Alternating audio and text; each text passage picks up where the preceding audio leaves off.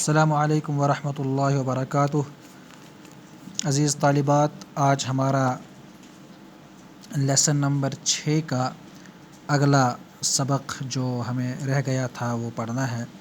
تو آئیے ہم الدرس السادس یعنی سبق نمبر 6 لیسن نمبر 6 کا باقی حصہ پڑھتے ہیں۔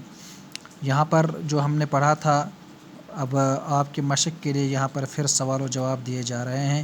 ما ھذا، ما مانے کیا، ھذا مانے یہ، ما ھذا یہ کیا ہے، ھذا کتاب یہ ایک کتاب ہے، لمن ہوا یہ کس کی ہے، ہوا مانے یہ، لمن مانے کس کی، ٹھیک، یہ کس کی ہے، ہوا للطالب یہ طالب علم کی ہے، ما ھذہ یہ کیا ہیں، ھذہ اقلام یہ قلم ہے۔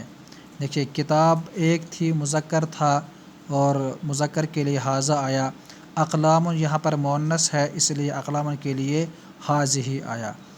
ما ھذہ یہ کیا ہے، ھذہ اقلام یہ قلم ہیں، لمن ہی یہ کس کے ہیں، ہی للمدرس یہ استاد کے ہیں۔ یہاں پر ہی بھی مؤنث ہے اور یہاں پر بھی ہی مؤنث ہے، مذکر کے لیے ہوا آتا ہے اور مؤنث کے لیے ہی آتا ہے، ہی للمدرس یہ استاد کے ہیں۔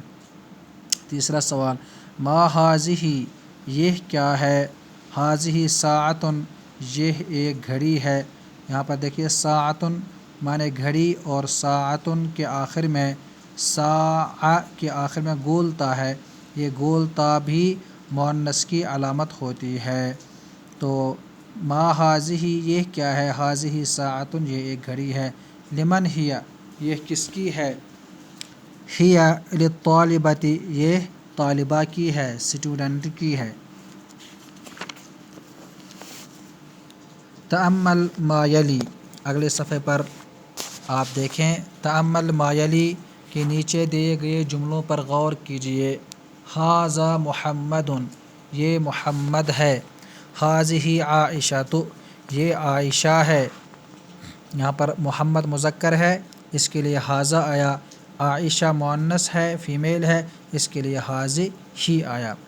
ھذا طلحۃ یہ طلحہ ہے، ھذہ زینب یہ زینب ہے۔ اب یہاں پر دیکھیے طلحہ آپ کو مؤنث لگ رہا ہوگا اس لیے کہ اس کے آخر میں گول تا ہے، لیکن یہ طلحہ مرد کا نام ہے اس لیے یہ مذکر ہے۔ کبھی کبھی مرد کا نام، میل کا نام جو ہے وہ اس کے آخر میں گول تا ہوتی ہے، لیکن گول تا ہونے کے باوجود وہ مذکر ہی ہوتا ہے، اس لیے یہاں پر طلحۃ ہے، یہ لگتا مؤنث ہے لیکن ہے یہ مذکر، اس لیے اس کے سامنے ھذا آیا ہے، ھذہ نہیں آیا ہے۔ اسی طرح یہاں پر زینب ہے، زینب کے آخر میں گول تا نہیں ہے، لیکن زینب بذات خود جو یہ نام ہے یہ عورت ہی کے لیے بولا جاتا ہے، اسی لیے اس زینب جو ہے اس کے شروع میں ھذہ مؤنث لایا گیا ہے۔ تو ھذا طلحۃ ھذہ زینب، ھذا اب ھذہ ام، ھذا اب یہ باپ ہے، ھذہ ام یہ ماں ہے، تو اب کے لیے ھذا مذکر، ام کے لیے ھذہ مؤنث۔ ھذا اخ یہ بھائی ہے، ھذہ اخت یہ بہن ہے، تو بھائی کے لیے ھذا، بہن کے لیے ھذہ۔ ھذا مدرس یہ ایک استاد ہے، ھذہ مدرسۃ یہ ایک استانی ہے، دونوں کے لیے، مذکر کے لیے ھذا، مؤنث کے لیے ھذہ کا استعمال یہاں پر ہوا ہے۔ ھذا طالب یہ ایک طالب علم ہے، ھذہ طالبۃ یہ ایک طالبہ ہے، یہاں پر بھی مذکر کے لیے ھذا، مؤنث کے لیے ھذہ۔ ھذا بیت یہ ایک گھر ہے، ھذہ مدرسۃ یہ ایک اسکول ہے، یہاں پر بیت مذکر ہے اس لیے کہ اس کے آخر میں گول تا نہیں ہے، اور مدرسۃ اسکول یہ مؤنث ہے اس لیے کہ اس کے آخر میں گول تا ہے، تو مؤنث کی وجہ سے اس کے لیے ھذہ کا لفظ آیا۔ ھذا باب یہ ایک دروازہ ہے، دیکھیے مذکر ہے باب تو ھذا آیا۔ ھذہ نافذۃ یہ ایک کھڑکی ہے، کھڑکی مؤنث ہے تو اس کے لیے ھذہ آیا۔ ھذا انف یہ ناک ہے، ھذہ اذن یہ کان ہے، یہاں پر آپ کے لیے یہ سوال پیدا ہوگا کہ انفن کے لیے حاذا آیا ہے، اذن کے لیے حاذا کیوں نہیں آیا، حاذہ کیوں آیا؟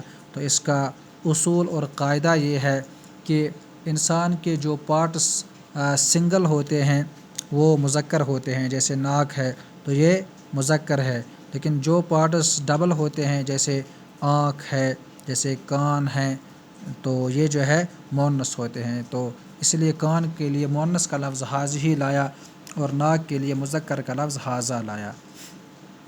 حاذا رأس، یہ سر ہے، حاذہ عین، یہ آنکھ ہے۔ دیکھیے عین دو آنکھیں ہیں، تو اس لیے جو ہے عین مؤنث ہے، اس کے سامنے حاذہ لایا گیا۔ حاذا قمر، یہ چاند ہے، حاذہ شمس، یہ سورج ہے۔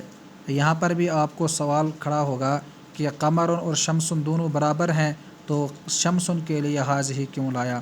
تو اس کو ہم کہتے ہیں کہ عربی میں کچھ اسم ایسے ہوتے ہیں جو عرب لوگ مؤنث ہی استعمال کرتے ہیں، ان کو ہم مؤنث سماعی کہتے ہیں۔ سمع معنی ہوتا ہے سننا، سماعی معنی سننے والے، سنے ہوئے اسما۔ تو مؤنث سماعی وہ اسم جو ہم نے عربوں کو مؤنث ہی استعمال کرتے سنا ہے۔ تو قمر کو وہ لوگ مذکر پڑھتے ہیں اور شمس کو عرب لوگ مؤنث پڑھتے ہیں، اس لیے ہم بھی ان کے اتباع کرتے ہوئے اس کو مؤنث ہی پڑھیں گے، اگرچہ اس میں کوئی علامت مؤنث کی نہیں ہے۔ اسی طرح سے یہاں پر ہے حاذا نجم، نجم عرب لوگ اس کو مذکر پڑھتے ہیں۔ وحاذہ ارض، نجم معنی ستارہ، حاذا نجم یہ ایک ستارہ ہے، حاذہ ارض یہ زمین ہے۔ ارض بھی بظاہر مذکر لگتا ہے، لیکن اس کو عرب لوگ مؤنث پڑھتے ہیں، اس لیے اس کے شروع میں حاذہ لایا گیا۔ تو اس طرح سے اس میں جو آپ نے اوپر سے نیچے تک یہ اسما پڑھے، ان اسما میں آپ نے مختلف شکلیں دیکھی، تو ان قسموں کو ہم آگے ابھی انشاءاللہ پڑھیں گے۔ فی الحال آج کے لیے اس میں جو گرامر دیا گیا ہے وہ یہ ہے کہ القاعدہ، قاعدہ مطلب گرامر، المذکر، مذکر کسے کہتے ہیں؟ هو الاسم، وہ اسم، الذی یدل، جو دلالت کرتا ہے، علی الذکور، مذکر ہونے پر۔ وہ اسم جو کسی چیز کے مذکر ہونے پر دلالت کرے اس کو مذکر کہتے ہیں، جیسے محمد، جیسے مسجد، جیسے کتاب۔ تو محمد، مسجد اور کتاب کیا ہیں؟ یہ مذکر ہیں۔ اور المؤنث، مؤنث کسے کہتے ہیں؟ هو الاسم، وہ اسم، الذی یدل، جو دلالت کرتا ہے، علی الاناث، مؤنث ہونے پر۔ وہ اسم جو مؤنث ہونے پر دلالت کرے اسے مؤنث کہتے ہیں، جیسے عائشہ، جیسے مدرسہ، جیسے ساعہ۔ اس کو ہم اس طرح بھی کر سکتے ہیں، وہ اسم جو نر ہونے پر دلالت کرے اسے مذکر کہتے ہیں، وہ اسم جو مادہ ہونے پر دلالت کرے اسے مؤنث کہتے ہیں۔ تو آج کے لیے اتنا ہی، اگلے سبق میں ہم انشاءاللہ مؤنث کی قسمیں پڑھیں گے۔ السلام علیکم ورحمۃ اللہ وبرکاتہ۔